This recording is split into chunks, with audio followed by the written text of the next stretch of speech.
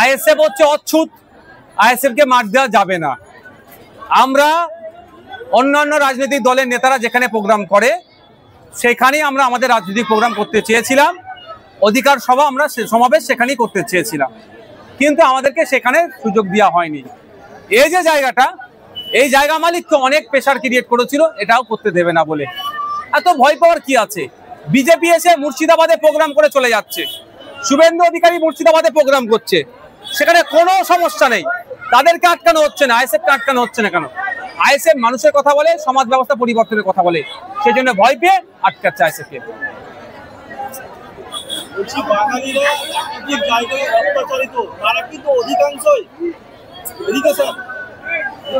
অধিকাংশই সংখ্যালঘু শ্রমিক অত্যাচারিত হচ্ছে।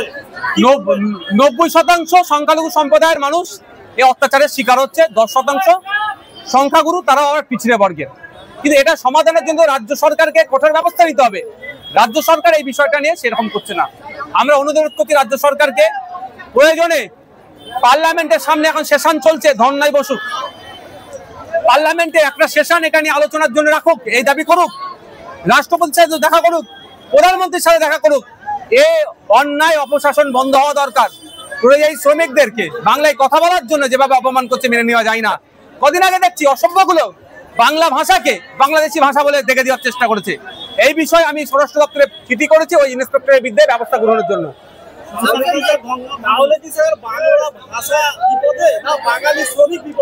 বাংলা ভাষার আক্রমণ নেমে আসছে। কিছু বুদ্ধিজীবী পশ্চিমবাংলায় আছেন, তারা বলছেন বাংলা ভাষার আক্রমণ নয়। দুর্ভাগ্য আমাদের সেই সমস্ত বুদ্ধিজীবীদের নাম নিচ্ছি না আমি।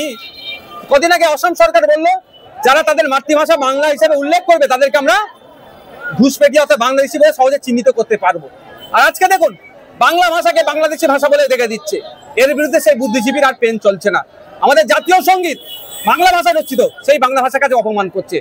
পৃথিবীর 10টা ভাষায় সব থেকে যারা বেশি কথা বলে তার মধ্যে এই ত্রিয়াঙ্কে আমাদের বাংলা, তারপরেও বাংলা ভাষাকে অপমান করা হচ্ছে।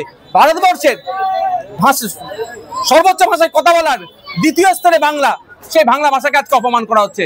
রাজ্যের মুখ্যমন্ত্রী যারা অপমান করছে দায়িত্ব নিয়ে তাদের বিরুদ্ধে ব্যবস্থা গ্রহণ করতে পারছে না।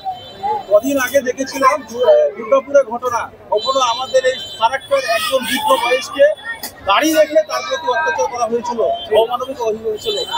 প্রায় জায়গায় দেখি এই ধরনের দাড়িওয়ালা দেখে এই সমস্যা। আপনিও ঘটনাস্থলে গিয়েছিলেন, দেখুন এটা হচ্ছে, তাহলে কি পুলিশের কোনো দুর্বলতা বা গাফিলতি আছে? গাফিলতি আছে, ইচ্ছা করে ধরছে না মেন অ্যাকুইজকে। দুর্গাপুর কাণ্ডের মূল হোতা হচ্ছে পরিজাত গাঙ্গুলি। যে পরিজাত গাঙ্গুলির নেতৃত্বে এই ধরনের অন্যায়গুলো হয়েছে। একটা দাড়িওয়ালা বৃদ্ধ মানুষের মেরে মাথা ফাটিয়ে 8টি সেলাই করিয়েছে, অ্যাটেম্প টু, মানে মাথাকে মেরে দিত জানে তো, তাকে একসাথে ভরে গাড়িতে ভরে আগুন লাগিয়ে দিত, এরকম বলছিল। অকথ্য ভাষায় গালিগালাজ, ধর্মীয় বিদ্বেষমূলক গালিগালাজ, বৈধ কাগজপত্র থাকতে পারে তার উপরে এত অত্যাচার। তো যে মূল হোতা তাকে এখনো গ্রেফতার করেনি কেন? এক কথায় প্রশাসন হয়তো তাদেরকে ছেড়ে রেখেছে, অর্থাৎ সরকার হয়তো তাদেরকে ছেড়ে রেখেছে। যত এই ধরনের ধমকাবে চমকাবে, বিজেপির ভয় দেখাবে, তিনি মুসলমানরা তৃণমূলের কোলে উঠবে। তবে এটা মুসলমানরা বুঝতে পেরে গেছে যে সাপ হয়ে কামড়াচ্ছে, ওঝায় যাচ্ছে শাসক দল। চলো, তারা যাতে দ্রুত জামিন পায় সেই জন্য আমি কথা বলছি। নিরীহ ব্যক্তিদের দ্রুত জামিনের ব্যবস্থা সরকার কি করতে হবে। আমরা যারা এই সাম্প্রদায়িক কাণ্ডের সাথে যে বা যারা যুক্ত, চন্দন দাস, হরিগোবিন্দ দাস, ইজাজ মোল্লাদেরকে যারা খুন করেছে প্রত্যেককে সর্বোচ্চ শাস্তির দাবি জানাচ্ছি। এবং এই দাঙ্গাকে যারা সংগঠিত করেছে তাদের বিরুদ্ধে ব্যবস্থা গ্রহণ করুক এটা বলছি। মমতা ব্যানার্জি বলেছিলেন আরএসএস এবং বাইরের লোক নিয়ে করেছে, তাহলে নিরীহ শামসেরগঞ্জের মুসলমানগুলোকে ধরে রাখা হয়েছে কেন? এটা তাদেরকে দ্রুত জামিনের ব্যবস্থা করতে হবে। আমি আইনি ব্যাপারটাও এদের সাথে বলেছি, কেউ যদি আমার সাথে যোগাযোগ করে আমি আইনি পরিষেবা দেবো। শামসেরগঞ্জে একটা বড় সমস্যা গঙ্গা ভাঙন। একাধিক মানুষের অভিযোগ যে গঙ্গা ভাঙনে কয়েকশো কোটি টাকা বরাদ্দ করা হয়েছে, কিন্তু সেখানে সঠিকভাবে কাজ হয়নি। শুধু বালির বস্তা এবং পাকা বোল্টার যে বাজার, কিন্তু তারা দাবি জানাচ্ছে দীর্ঘ কয়েক বছর ধরে। আমরা চাইছি বিজ্ঞানসম্মতভাবে বাঁধ নির্মাণ হোক এবং রক্ষণাবেক্ষণ হোক, তাহলেই ওসব কেন্দ্র রাজ্য ডাই ঠালাঠালি করবে। আর শামসেরগঞ্জের মানুষের কবরস্থান, শ্মশান, মাদ্রাসা, মসজিদ, মন্দির, স্কুল সব গঙ্গা ভাঙনে চলে যাবে, গঙ্গা গড়বে, এটা মেনে নেওয়া যায় না। রাজ্য সরকারকে দায়িত্ব নিতে হবে, দায়িত্ব নিয়ে গঙ্গা ভাঙন রোধ করতে হবে।